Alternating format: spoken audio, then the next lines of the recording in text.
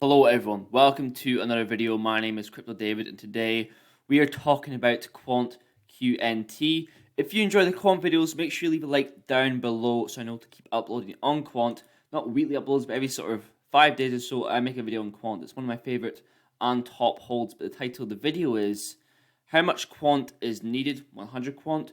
I remember I made a video, the last Quant video I actually made was a Greg Lamp thread, and it was about gateways, passive income. It was all hypothetical. It was about 170 Quant, 175 Quant, and you could earn $65,000 a year just from that passive income. It was all hypothetical stats, but is that amount you need? I will play about with a crypto coin calculator later on in the video and see what amounts that we can get if you plan to sell all. Whenever I talk about selling points, about Quant especially, people go crazy because the majority of people are going to save their Quant for gateways and passive income. And I'm going to keep the majority of my Quant, 75% for that as well. A lot of Quant use today and market use also. If it's your first time to the channel, please subscribe, leave a like down below. Without further ado, here we go. Okay, so we're seeing the hype for Quant go absolutely crazy. You know, big YouTubers, 1 million plus subscribers, 100k plus followers on Twitter, talking about QNT and endorsing QNT. And as I said in the last video, you know the people that watch those videos are going to buy QNT as well. They do the exact same thing what the YouTuber does. They'll invest in it, endorse it, and invest in QNT, and it actually reflects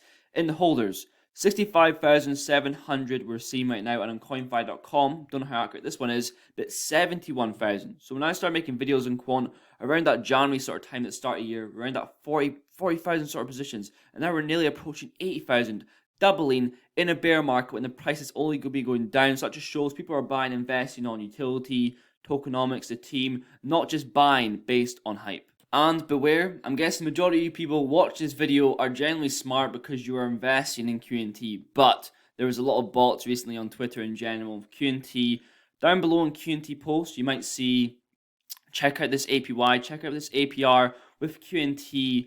Obviously, there's no staking for Quant right now. You can't stake. There's no gateways out yet, so do not click those links because it will lead to something dodgy for your device. Don't touch that. First tweet today is by Hungarian Horntail. Such an overlooked element of QNT. Web3 currently has less than 1% of the world's total developers. With Overledger, all the world's developers can begin using blockchain with their existing coding language. Game changing. Everyone can. If you think back to the start of the year as well, around that February sort of time, Quant empowered around 27 million developers to become certified blockchain experts, and that whole market is predicted to be around by 2025. 39 billion. Funnily enough, out of that 27 million developers, less than 1% know about the complexities of blockchain technology. Also, we have a very important tweet here by Just a Tech Guy. Overledger plays all sides of utility. When a central bank's transactions increase, they pay a higher fee. When the enterprise's CBDC transactions increase, they pay a higher fee.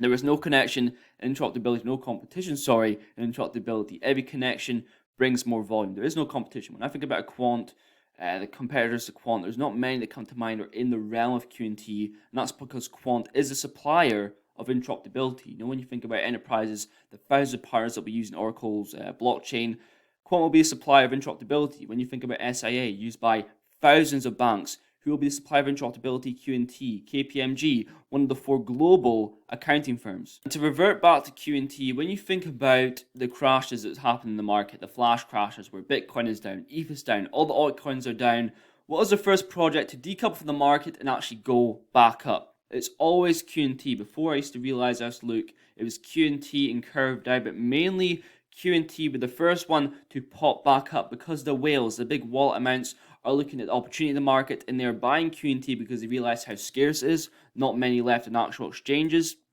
how it's more scarce than Bitcoin and actually has, 1,000 times more utility. Like in relation to Bitcoin and where Quant can actually go to these higher top 10, top 5 sort of positions, people always call you crazy for these price predictions of QNT. And let's just go back to 2017, so 5 years ago today, and let's think 5 years in the future from 2022 to 2027, where I think around that 10k per Quant could be hit, or around maybe a little bit later than that. But so around 5 years ago, around September sort of time, Bitcoin was at $4,500. Now, if you told someone around that period that Bitcoin would be around 69k in 2021, I think they would laugh at you. 4 years later, it's the same thing that's going to happen with QNT. Keep in mind as well, this is way after Bitcoin's prime. Like a lot of people were Bitcoin millionaires or, decabillionaires by this point. But Quant has only been, in sort of the works since 2018. But look at all what's accomplished since 2018. Also, are you thinking about buying QNT? Are you waiting for lower prices? Are you a bit stuck?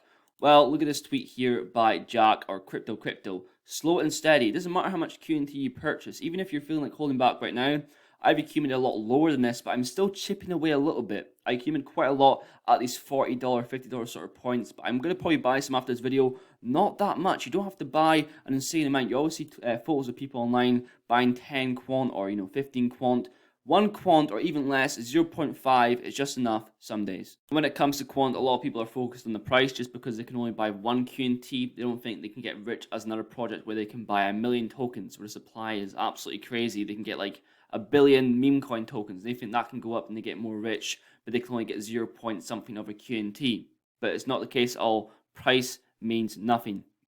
Also, this tweet, I needed to see this earlier. The best tweet that I've seen when someone says, why is a Quant token needed or isn't needed at all? Quant is needed by developers, enterprise, governments, banks, license, consumption fees, gateways, signing transactions, security transactions, and validating transactions. For gateways, the actual amount of value staked has to be higher than the amount of transactions requesting to be processed. It's absolutely insane. Quant is needed. The scarcity for Quant, how scarce it is, if that's going to be the next video I make in QNT, just going into how scarce Quant is and how these times where $93 or $92 is so beneficial. Also, I want to go back to the title, how much Quant is needed, or however I'm going to word the actual title. And I want to play around with the fact of keeping the majority of your bag for gateways, for staking, only selling at different price points, tiny amounts. Let's just say you have 500 Quant tokens. It's obviously not too accurate, but $50,000 worth, so 500 Quant tokens, and you want to take profit at certain price points because you don't have the willpower to hold it all the way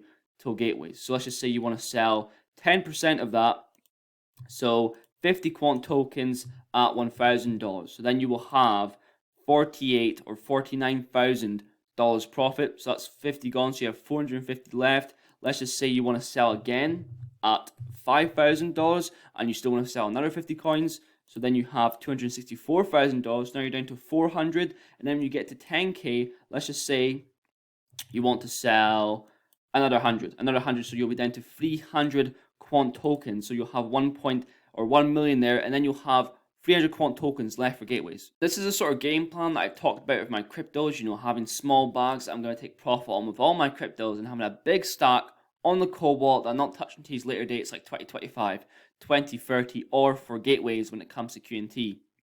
These tweets here are nuts. I don't think they're real, a lot of them, but let's hope they aren't.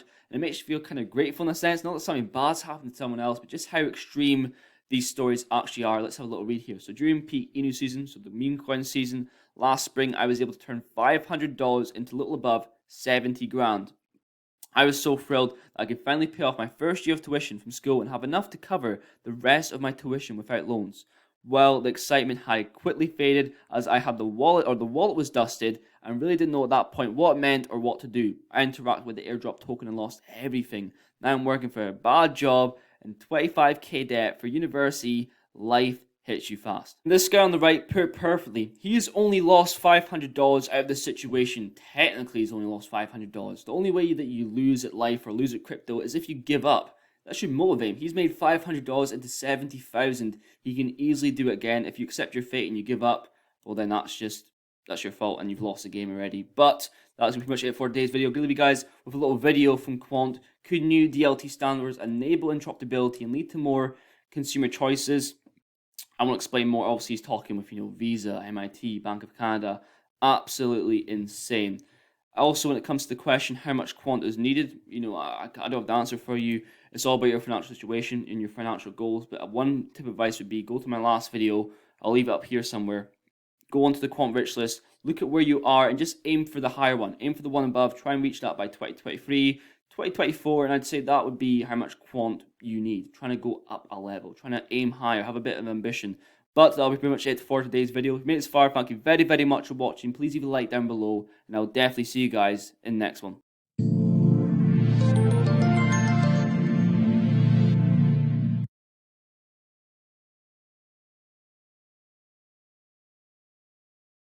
Consumers and businesses want choice. We don't want to be forced into using one single thing. And the way we see this, evolving is a similar evolution of the internet. This is very nascent. This is very early. But working in collaboration on standards, we have the ISO standard, TC307, that I helped establish in 2015, and there's 57 countries working on that solely just to standardize DLT technology, and that's a huge effort across the globe. On the protocol level, as Thomas was mentioning, there is an initiative called ODAP, Open Digital Asset Protocol, which is a way to interoperate domestic networks to become cross-border and borderless in a seamless way. And this allows, if you look at the use case and when it comes back to people, it allows you to have your money roam with you anywhere in the world. The same way your mobile is roaming with you anywhere in the world. It works across networks, across protocols, across any frequency. Your money is going to have that same ability and have the security and privacy and all the benefits built in, so you can actually use it safely across any network.